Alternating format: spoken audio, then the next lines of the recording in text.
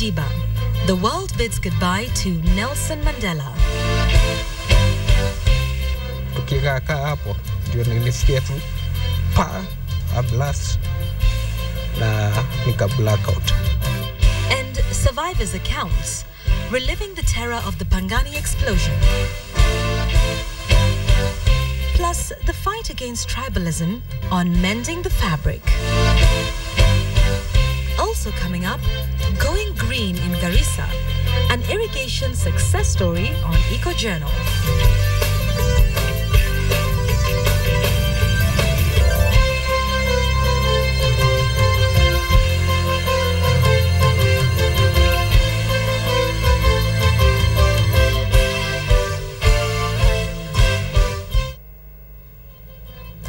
Good evening. Welcome to KTN Weekend Prime. Many thanks for joining us on this 15th day of December 2013, a day when the world bid farewell to a global icon. My name is Yvonne Okwara, and of course, we start off in South Africa as we should. But before we get to that, actually, just a reminder, Checkpoint this weekend takes a break, and indeed it takes a break for the rest of the year. But in its place tonight is the first installment of our documentary, Second in Command, by managing editor Joe Ageo.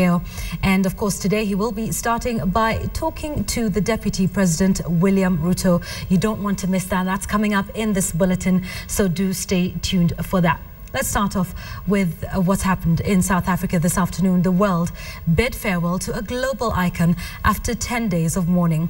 Nelson Mandela was laid to rest at his childhood village of Kunu this afternoon.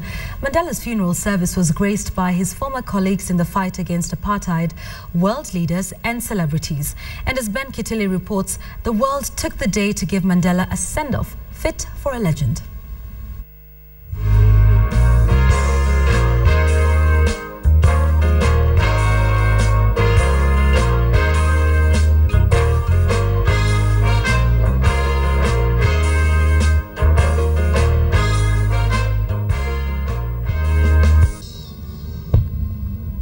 Sunday, December 15th, 2013, a day that shall forever remain in the minds of South Africans and indeed the world. A day the world said goodbye to Nelson Rolihlahla Mandela.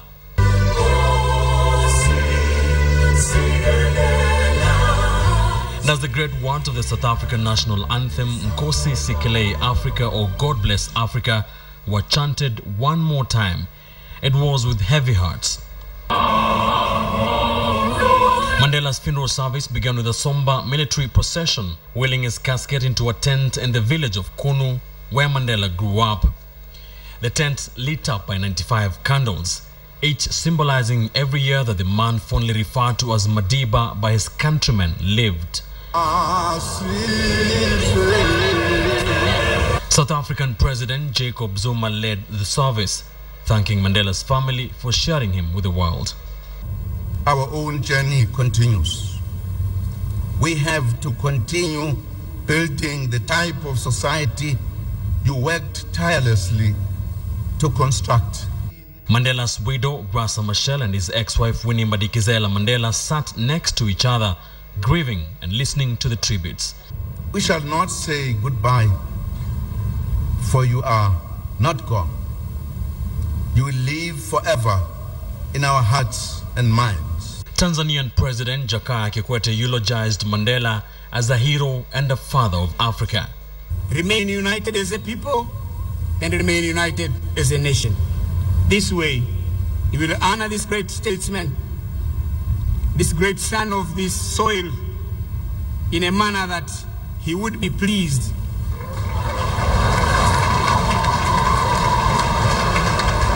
Former Zambian President Kenneth Kaunda lightened the mood by jogging to the stage before speaking of attempts to free Mandela and his ANC colleagues from prison.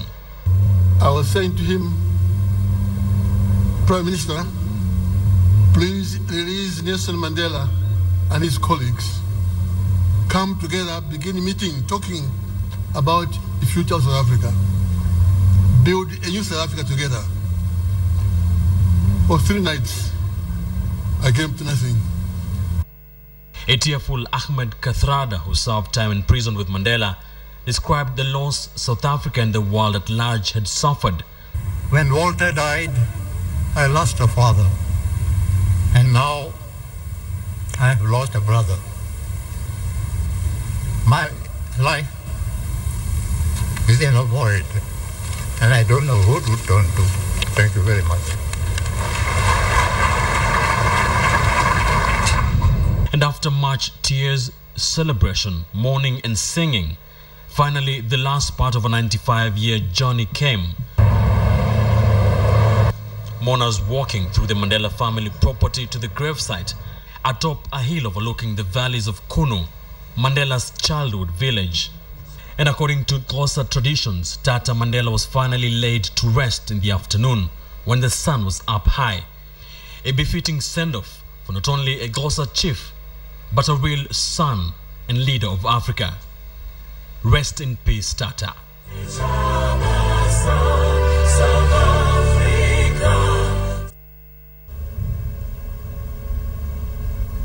Indeed, a befitting send-off for one of Africa's greatest sons that took place today in an exceptional ceremony that mixed tradition and modernity. Of course, you had all those chiefs who were wearing the traditional gear, and you had all the celebrities and the world leaders dressed up in their dark suits. And of course, at that moment of his lowering his body into the grave, they asked for extreme privacy. And of course, we will always remember the late, great Nelson Mandela, happy to have lived in his time. Now, Asha Mwilo, of course, is in South Africa, and she now tells us of what's left now after Nelson Mandela has been buried. A very good evening to you. That story by my colleague Ben Kitili showcased what exactly happened in Kunu, that is Nelson Mandela's Eastern Cape home, where he has been laid to rest. And the mood here in Johannesburg symbolizes what happened today: finality, a close of a very beautiful chapter in South Africa's history. Now, we went around the city just to see how people are following up the funeral service. In Vilakazi Street in Soweto, that is where Nelson Mandela lived with his second wife, Winnie, there was a more somber mood. This is a street where over the past week we've been seeing a lot of celebrations and a lot of singing and dancing, but there was little of that, and very few people came out to the street. Most people chose to stay at home. There were very few people that came out to Orlando Stadium to share this moment together. Most people just chose to stay indoors, watch their television sets, because it was a very emotional day. In various malls, there was a different atmosphere. At the Sandton City Mall, where there's Nelson Mandela Square and there's Nelson Mandela's statue, there are people coming out to share this moment together, watching this event on a big screen. While today was a very sad day for South Africa, the KTN crew wanted to show you a different side of this anti-apartheid icon, this global icon, a side that not many know of. Only just a few photographs that could suggest that Mandela had this passion for boxing. And it's a side that Mandela has spoken of in his autobiography. He's met the champions of the boxing sport from all over the world. And we went to this little gymnasium in Soweto, in Orlando East, to find out where Mandela began his boxing and how far he went with it. Take a look. In his autobiography, Nelson Rolihlahla Mandela reveals one of his passions as a young man: boxing. He says, boxing is egalitarian.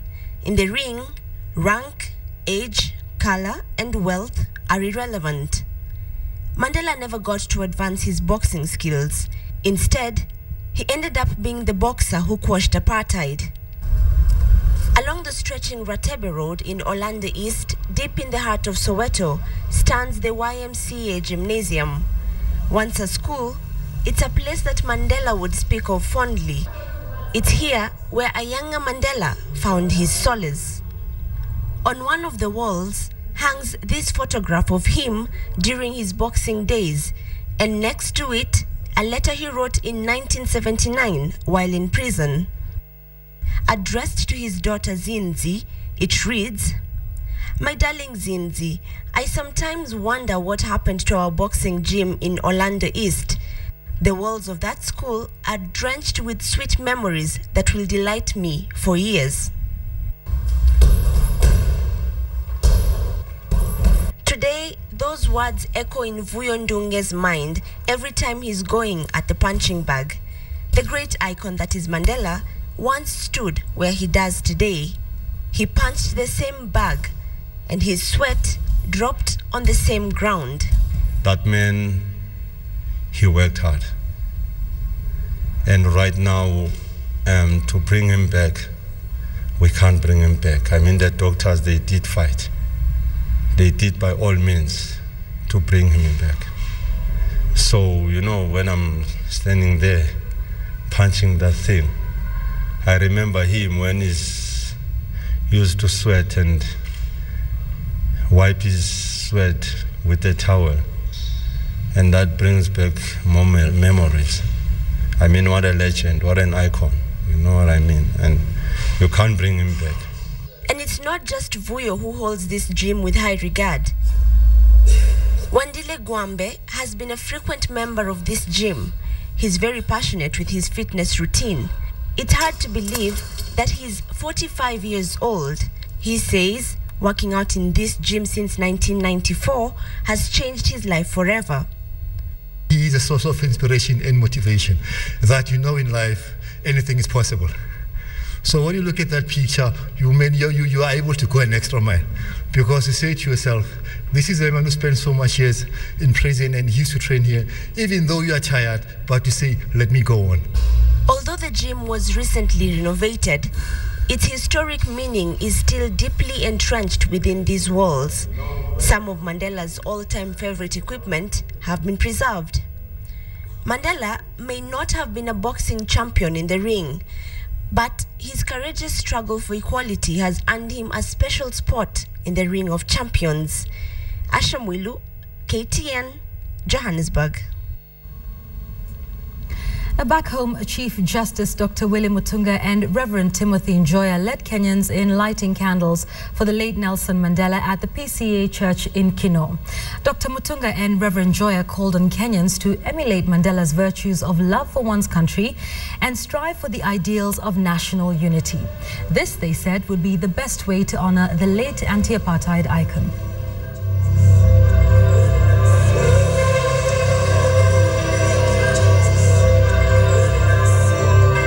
We have heard of and read about his limitations as a human being. He himself was a supreme master of self-criticism. And what we must do in our lives going forward is to build on his strength and rescue his limitations, rather than what I see at times a polarized debate that has invariably been unusefully dogmatic. He did not stay in power. He did not see power as something to grasp and to grab and to aggrandize. He didn't die in power, in office. He didn't even feign himself to be what we are calling him the greatest. He saw around him many others who could lead South Africa and handed over power to them.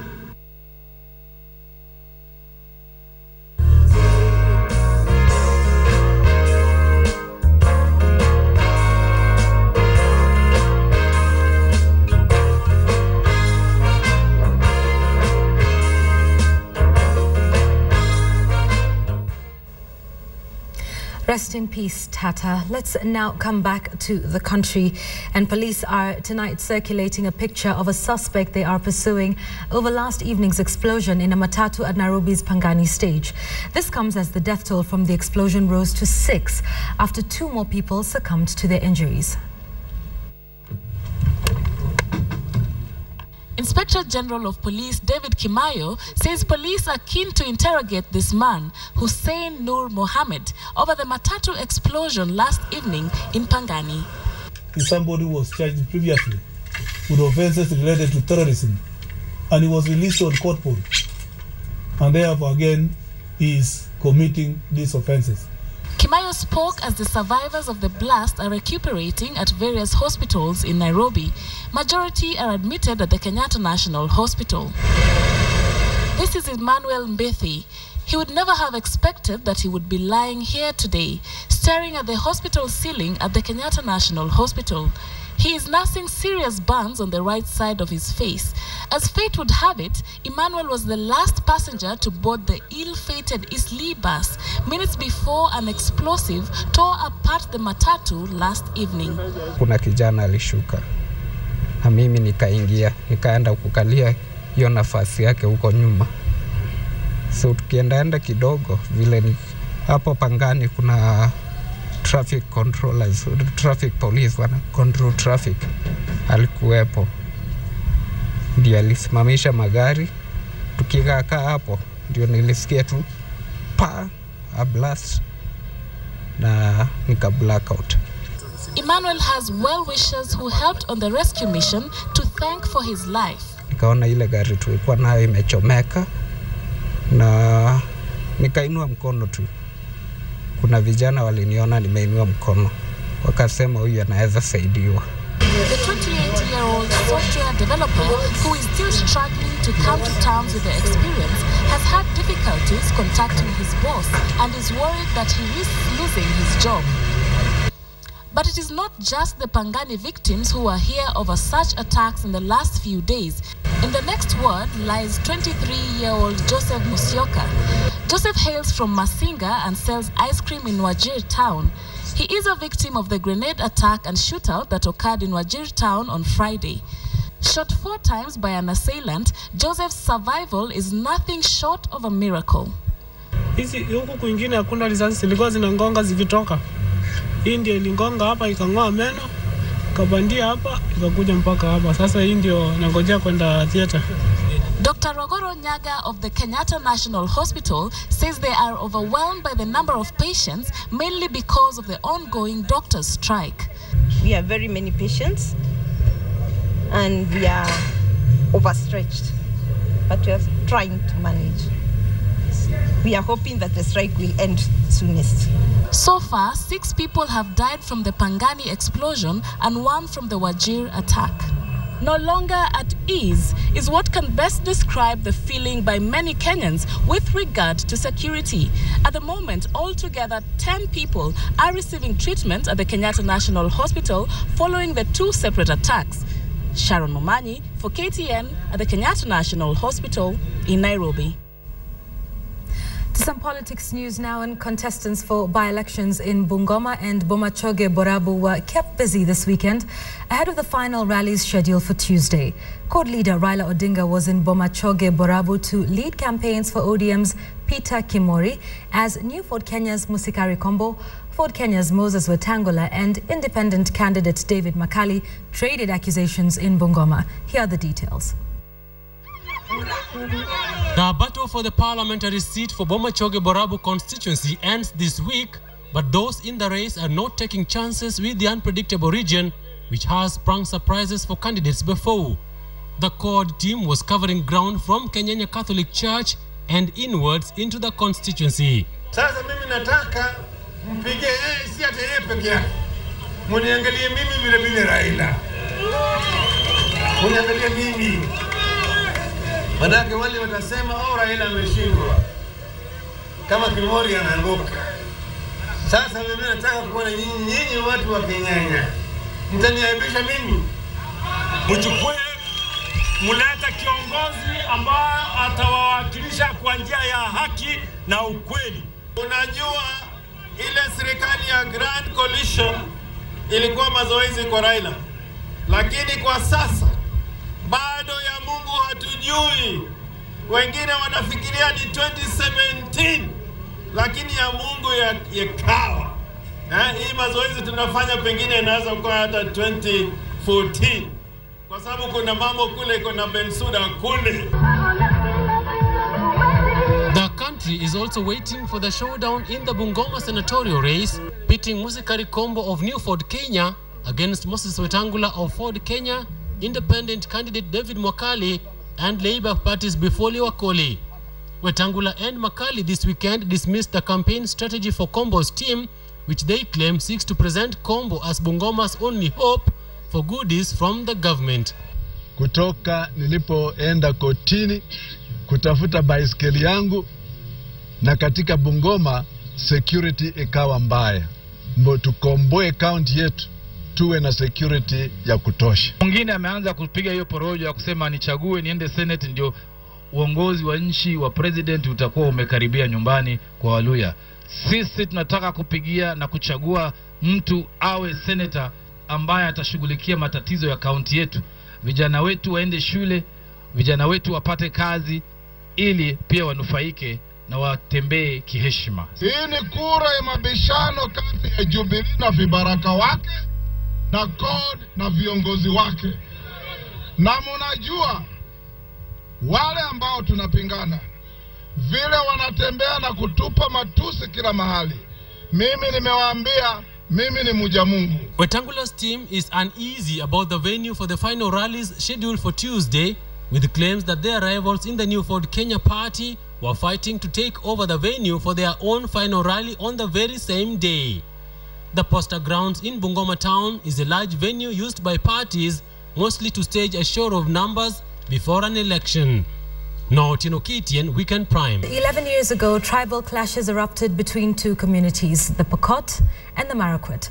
It is a war that left over 50 people dead. Both communities suffered physical and psychological wounds.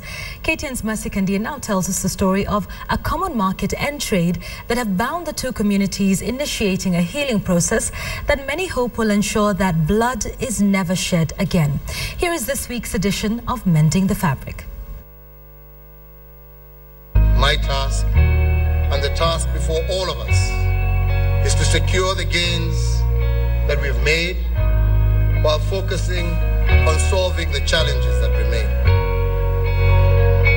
What we want is to build one Kenya, one united Kenya.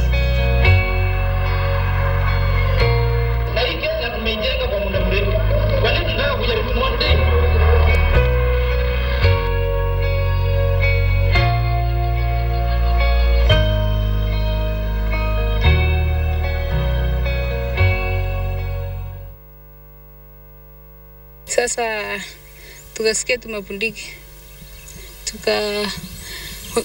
Pokot walikuwa wamechikawa kwa village, kupanda ma village hivi. Sasa wakaanza kuchoma manyumba na kuchukua mbuzi. Watu wakufa.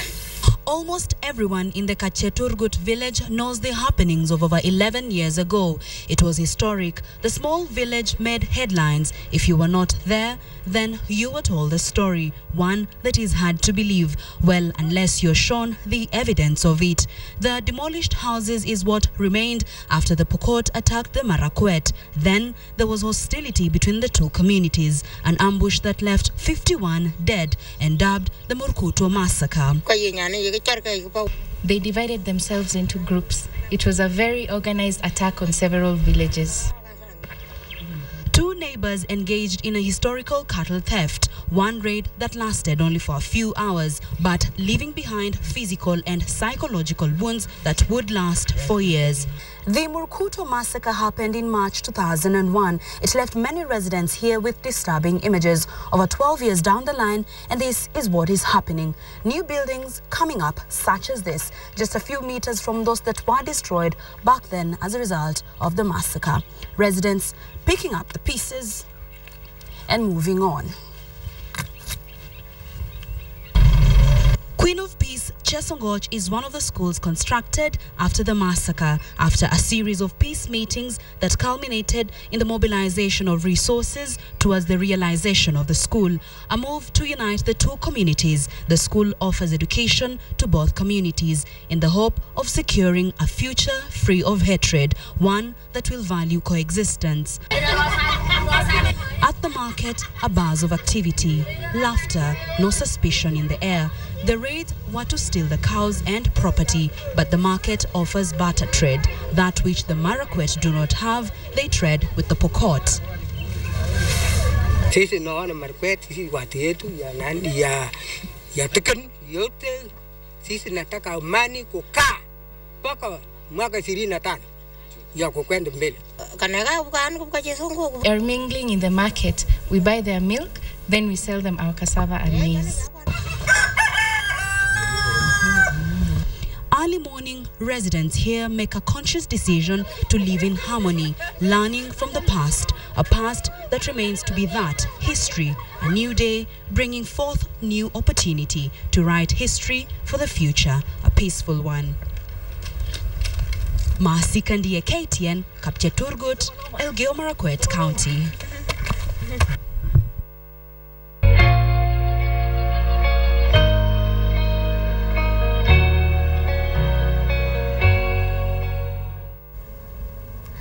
The University of Nairobi has been closed indefinitely following 2 days of riots.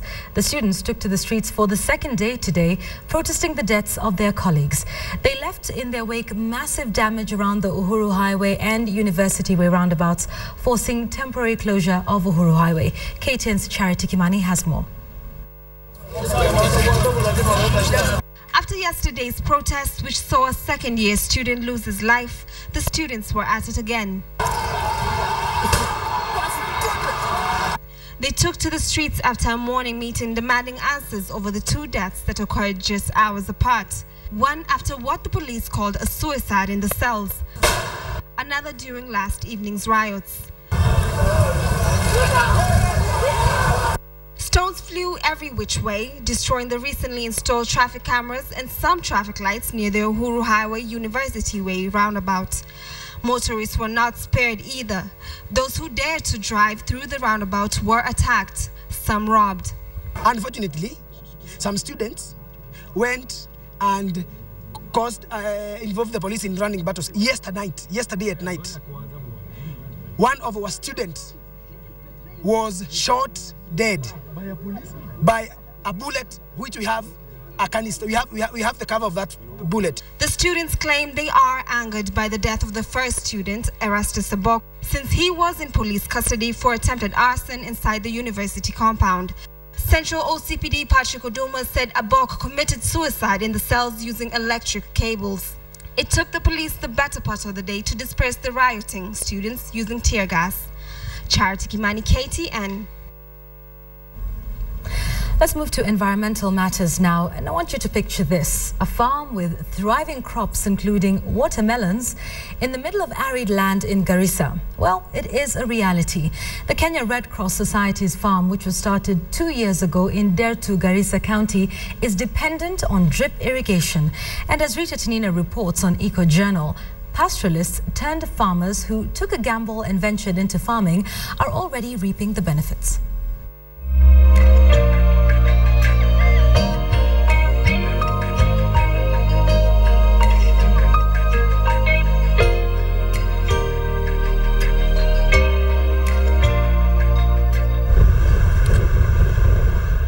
County that is perennially dry, Garissa's landscape is characterized by a desert terrain. The only vegetation thriving here is in the form of such dry shrubs and bushes. But all it appears is not lost. In the middle of nowhere, we come across the first sign of some green vegetation.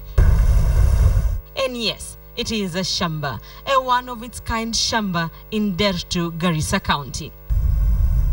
It is around 4 p.m. and farmers are busy in the shamba, some weeding, others planting new crops. Many of the farmers here were pastoralists who made the big switch to farming. Nilianza last year kufanya shamba tu. Mbele nisikuwa najua mambo ya shamba. Mohammed Irie is among the 115 farmers who have transformed the dry, idle land here into a green, productive shamba. Record ndio umetuleta hii project, alafu watu wamejitoa tu wakuwa wakulima. Bila walikuwa watu ya mfugo. The shamba was started 2 years ago by the Kenya Red Cross Society. Farmers depend on irrigation to grow their crops. The Kenya Red Cross has drilled 3 boreholes around here. Water is pumped from the boreholes into this dam using solar energy. From the dam, the water is then pumped into the shamba, where it is channeled through pipes for drip irrigation. Kutoka kwa borehole kuleta kwa dam, tunatumia na mchana kwa solar. Tukifika kwa usiku ama wakati iko mvua tunatumia engine. Crops are watered for 2 hours every day. Kutoka na line 4, kila line inapata maji masaa 2. Different crops are in various stages of growth. The watermelon and the sweet melon may be harvested soon. The beans too are doing well. The maize is struggling a little bit. With the Red Cross farm being the only one of its kind in Garissa, farmers have a ready market for their produce. Tumefuna mara moja, sasa mara yetu mbili. Mara kwanza tumefuna mahindi, sweet melon, tomato and onion. Na sasa pia tuko na sweet melon, onion, tomato, beans. Initially, when the farm was started, it was no easy task convincing pastoralists to take up the jembe. Now, with the benefits of farming evident, more pastoralists are on the waiting list of those eager to venture into farming. Ukulima kweli, kusema kweli, iko sawa kushinda mambo ya kufuga mali. Kwa vile tukifuga mali inapotea, saa nyingine ukame inamaliza, lakini sasa tukipata shamba tunasaidia. 2 years after the farm was started, the Kenya Red Cross says the drip irrigation and efforts by farmers have proven that Garissa's dry soils are productive after all. Sasa sisi tumejua tukipata maji, shida tu ni maji ya river hakuna. Tukipata maboles na shamba ubandi inaweza mimea mingi sana ina tofauti. With most of the food that is consumed in Garissa County coming from other parts of the country, the brains behind the Red Cross farm in Dertu will be hoping that it will break new ground and mark the beginning of Garissa's journey towards food sufficiency. Rita Tinina, KTN, Dertu, Garissa County.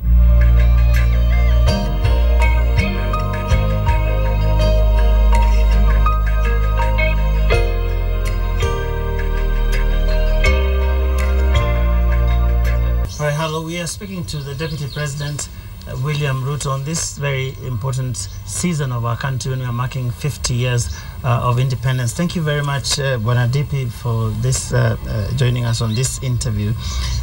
It's an important season for our country, and it falls on your shoulders, of course, together with the President, to lead the country at such a historically significant period. How is that?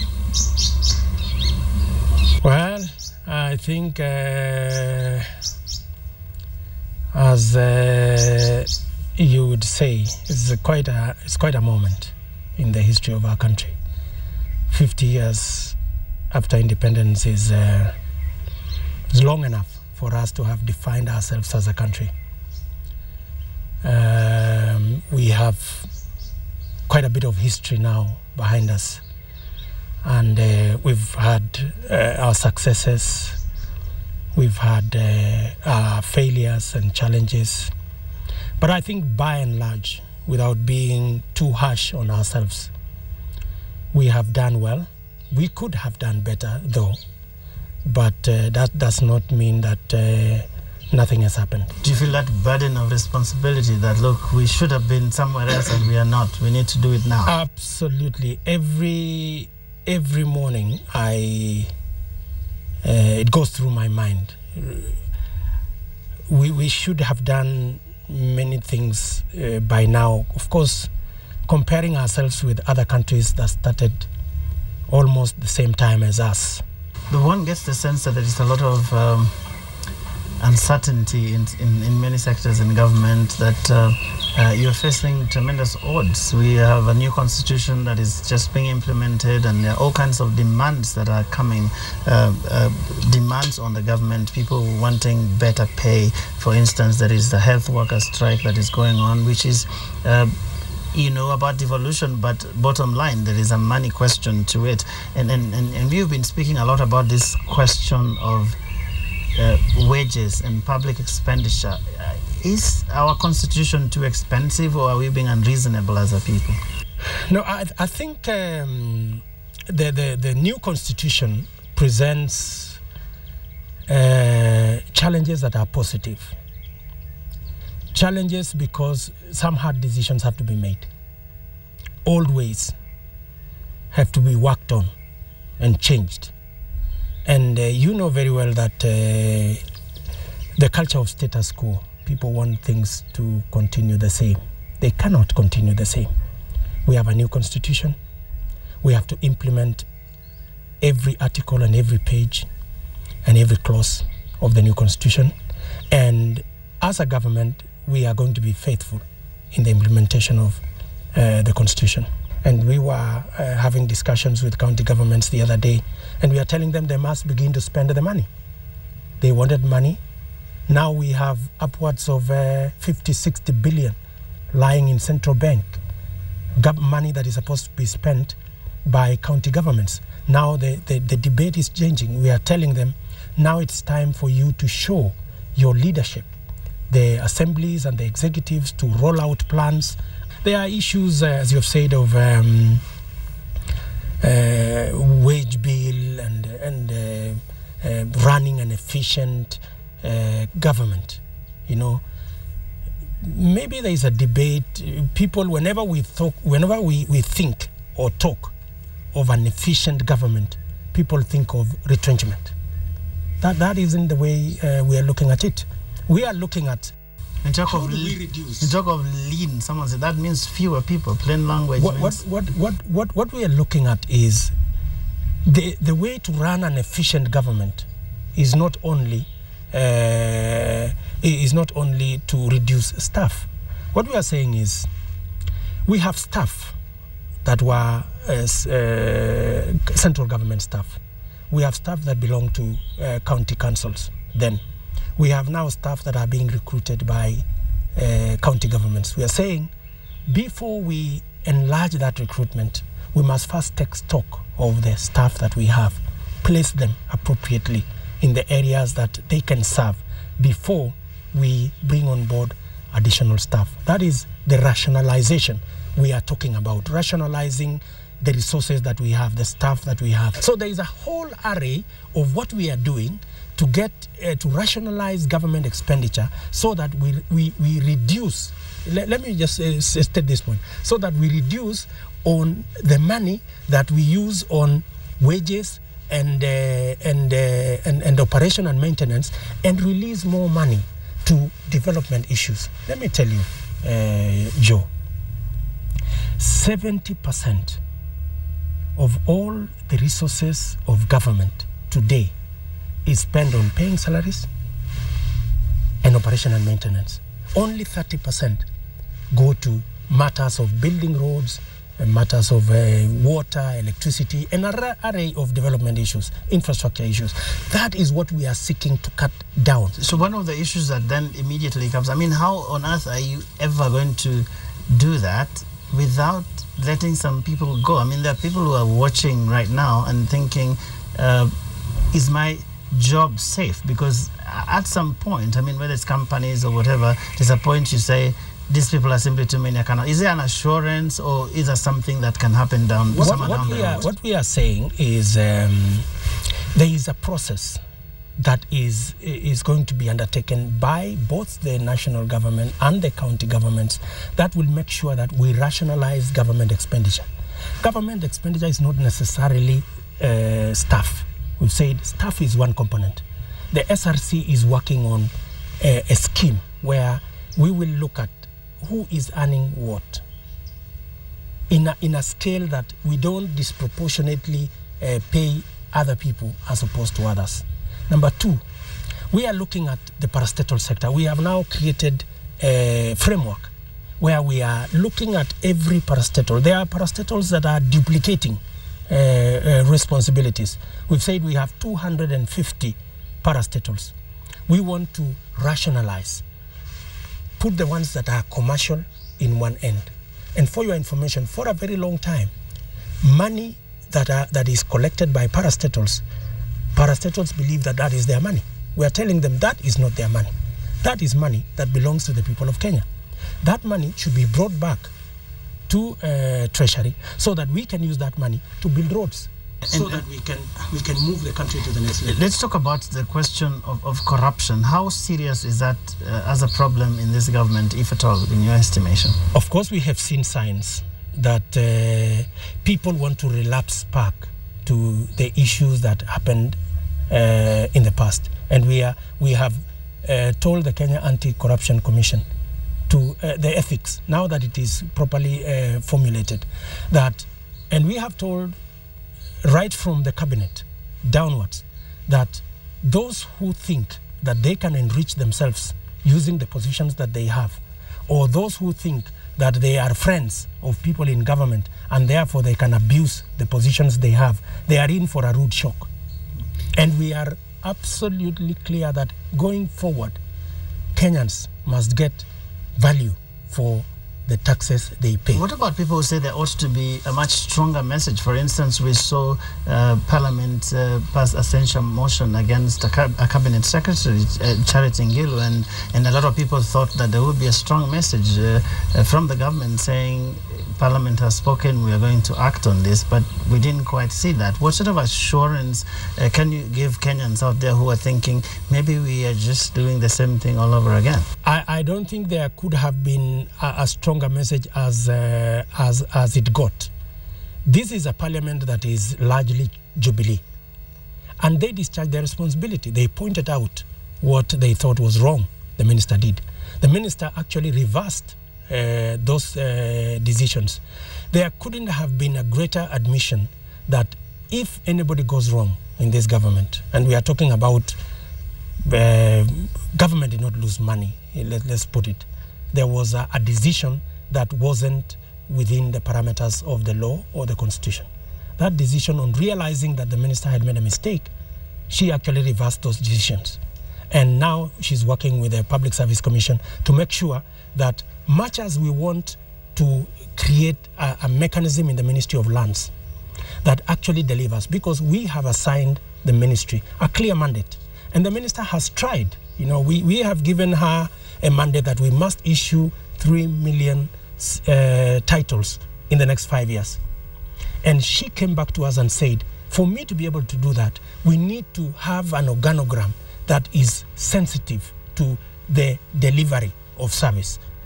The only problem she did was she proposed that organogram outside the provisions of the law. She has gone back and working now with the public service because we wanted a system that works. Wasn't there a larger critique that in so doing the cabinet secretary was meddling in the work of the National Land Commission? We have since made it very clear to the ministry and the National Land Commission that they should work together. And believe you me, as things stand today, they are in tandem. The other day we saw riots by members of the Nubian community from Kibera, and they were saying the president was supposed to issue them with titles and he didn't. What happened? By the way, that is that was part of our grand plan to make sure that we regenerate the city. We have a whole plan around the whole of Eastlands, you know, to grow it afresh. You know, Eastlands is a place where we had a good city housing, very old, but now we are looking. We have a new plan. We are working with the county government of Nairobi. We believe that the whole of that Eastlands, we can get another maybe 200,000-300,000 flats out of Eastlands. Make sure that the people who are there become the first beneficiaries. But because we can go up 20 stories, we will have a lot many Kenyans to have decent housing. We want to do the same in Kibera. Kibera is one of the biggest slums we have. We have already worked on surveying and mapping, and we are almost there. And the reason why the president did not present the title is because we want all the other communities in Kibera to understand that it is not just the Nubians. We have many other communities in Kibera. And even as we give this title, we have also mapped out the rest of Kibera with the same plan to make sure that those living therein will also get a regeneration of the area, and they become beneficiaries. Let's talk a little bit about the question of democracy or democratic space in the country. And over the last few weeks, this government has been accused of many things. One, of gagging the media, of trying to muzzle the NGOs, and there is a growing perception that this government is intolerant to divergent views. We have no intention, we have no ability to gag the media. We have no plan It doesn't benefit us in any way. We want the country to move forward. The new constitution guarantees the rights of every citizen and every institution. We believe that the elaborate and robust Bill of Rights in our constitution is the heart of our new Kenya, that every citizen, every discipline and every institution must have their rights guaranteed. The only limitation to my rights or your rights is that as I enjoy my rights, I shouldn't infringe on your rights. I think that's the only limitation. And that limitation already well recognized in all existing laws, including the Constitution. But there has been concern, especially with the kicker bill, as it has been known, which Parliament passed, taken to the President, who returned it.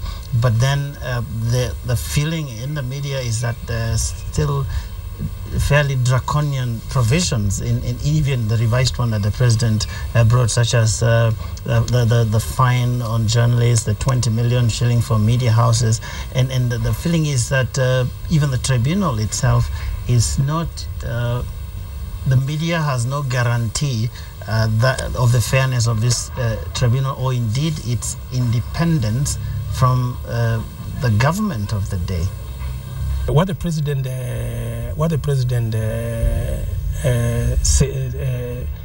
recommended to Parliament, it was recommended 1 million shillings maximum. He reduced it to 500,000 shillings maximum. And when you say a maximum of 500,000, it means that an intelligent person will say, okay, if this journalist earns 50,000, is it fair to put a fine of 500,000 on him? And I'm sure the people who will be making these decisions are rational human beings. I think the contention there was that he transferred certain powers that Parliament was giving itself to the executive. What the Constitution says is that the regulating body must be free of government or commercial interest, right? And therefore, all that was done is, apart from representations by the media, then we expanded it to include the representations of the consumers of media, religious organizations, consumer organizations. I mean, so that whatever decision is made has the balance why do you want to have so many prescriptions, including fines and things like that, in statute about regulating the media, whereas the media is really been asking for self-regulation? Why do you want to be so prescriptive as to even mention certain fines when you're talking about in law? Assuming that there is something absolutely wrong that escaped those of us in the executive, and maybe Parliament don't address it. And if there is something absolutely wrong with it, and we are saying we are all human, we can make mistakes, or we can make errors of judgment. I mean, there is a mechanism to address it. The law has been made, but it doesn't mean that cannot be amended. Then even the law that has been made, it can also be challenged in court. And a court decision can say, you overreached here, you overstepped here. This is unconstitutional. And I believe the President tried to remove the unconstitutional parts as much as was practically possible. And if there are some that are still outstanding, I am sure a competent court of law will be able to help us out. And this is a live thing. We can continue discussing about it. But one guarantee I want to give you, Joe, and the media is that this government has no intention, has no plan, has no ability to gag the media. We want to work with the media.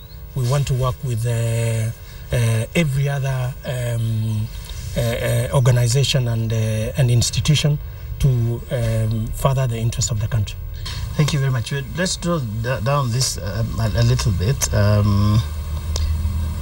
You hold the position of Deputy President. as the first deputy president, really, this institution having evolved quite a bit over the years. We've known the vice presidency, as it was, as a very troublesome position in this country. In fact, just going through my research, almost every vice president had a lot of problems with their boss. Just on reflection, as someone who holds that position, how significant is the change in the Constitution with regard to the stature of that office and its actual function?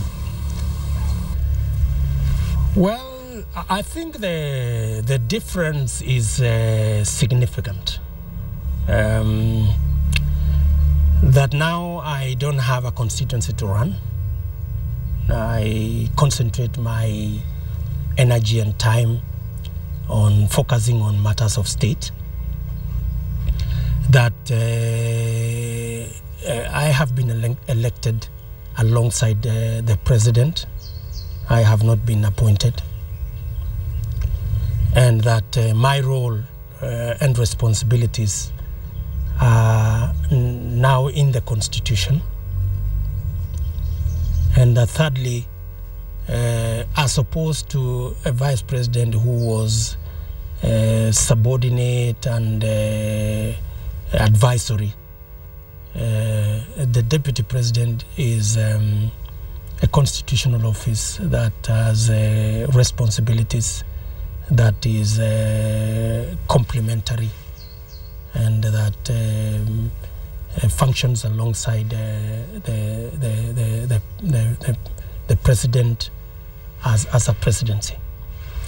And it gives, I think, the presidency more latitude to engage on matters that are national.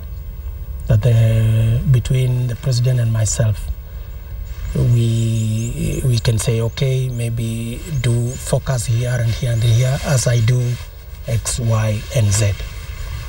And that is further complemented by the personal relationship that exists between me and the president.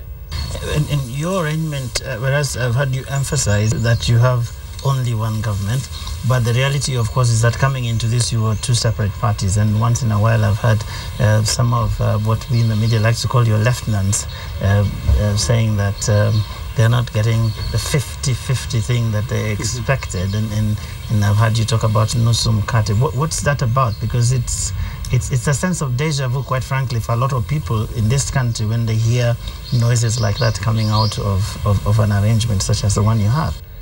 Well, I think some of that is really a hangover from the past. And, you know, our history, especially from 2003, was informed by, oh, I was shortchanged. I didn't get what was promised. I did not, my community did not get this. My side did not get that. And I think that is what we've been used to for the last 10 years. So there is a hangover of sorts from that particular era. This is a different arrangement.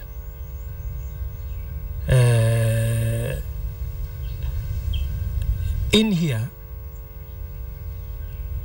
I cannot blame the president for anything that is not done by this government. If there is anything that goes wrong with this government, I am as guilty as the president. If there is anything that goes right in this government, it will be attributed to the president as much as myself. So the people who believe that I should be complaining are completely misplaced. Because this government, having been elected on a joint ticket with the president, I am as responsible as the president is. It's just as simple as that. And there is nothing that you can complain about to the president that you cannot complain about to me, you know? So I think it's just, as I said, something that people have been used to doing things in a certain way. But we are telling them things have changed. Yeah.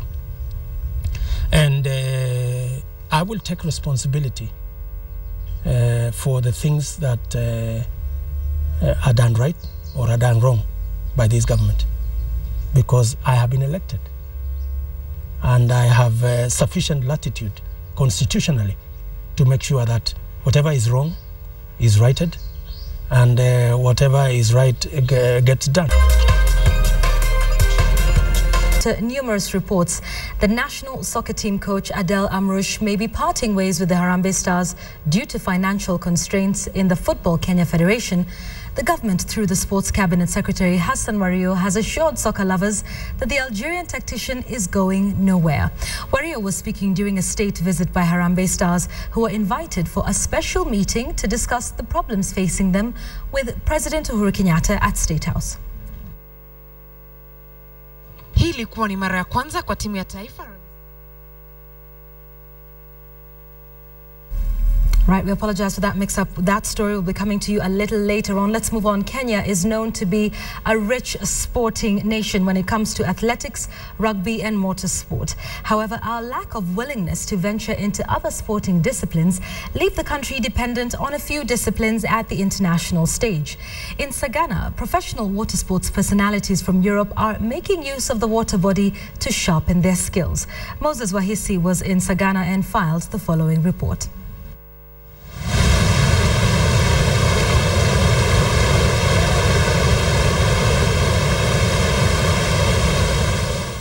The fast-moving Sagana River in central Kenya is little known to many as a sporting water body ranging from whitewater rafting, kayaking and bungee jumping.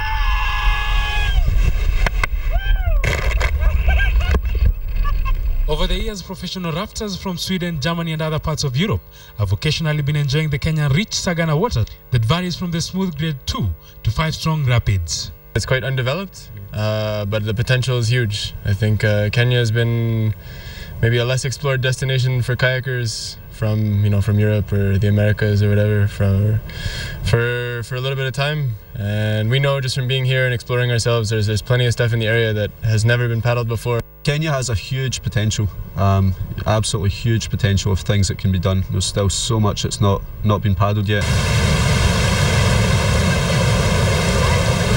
The locals haven't been left out either, as they have learned the art of kayaking from the pros. At the Olympic Games, water sport is part of the competition, and only if stakeholders are a keen eye on the natural resources here in Sagana, Kenya, will have the medal tally increase at the world stage. Wengi tumelelewa kwa sehemu ambazo hazina maji mengi, hawajaona mambo kama mito, na hiyo ndio imechangia sana, kwa sababu wengi wakija wanakuwa ni kama wageni kwa maji mengi. We've concentrated upon is a sport that also can give Kenyans a lot of medals in the Olympics. So it's something that really has to be taken into, and we need even the youngsters now to start looking at this. Kenyans ought to take the front line in ensuring that the rich waters in our country get to be fully utilized in what some will call foreign sports. In Kenya, it's only this place that it is in Sagana, and also the whole of Africa is the only other second place that you get this sport. It has not been really taken care of by quite a number of groups, but now there are people who are getting into it. Ni muhimu sana sasa Waafrika waanze kujitokeza na kuja kuparticipate kwa hizo michezo kama rafting, kayaking, na at least watasaidika. In case one wants to be a water sports star, beside having a phobia for water, one needs to be passionate and love the sport. Becoming a professional kayaker isn't really, it's not the same way you'd become a professional football player or something like that. You don't have that much to look up for, and there's no money in it and and any of that, it's more just a sport of passion.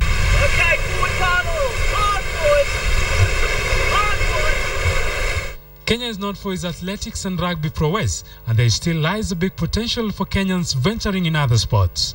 Water sport is a new concept in the country, but the little talent that is there needs to be curbed and nurtured for better growth. Moses Wahisi at Sagana, Kirinyaga County. Right, I wonder if he's just wearing that life vest and the helmet for the sign-off, or whether he actually went whitewater rafting. Well, we'll have to find out a bit after this bulletin. Let's get back to that story we started with earlier. Now, after numerous reports, the national soccer team coach Adel Amrouche may be parting ways with the Harambee Stars due to financial constraints in the FKF. The government, through the Sports Cabinet Secretary Hassan Mario, has assured soccer lovers that the Algerian tactician is going nowhere.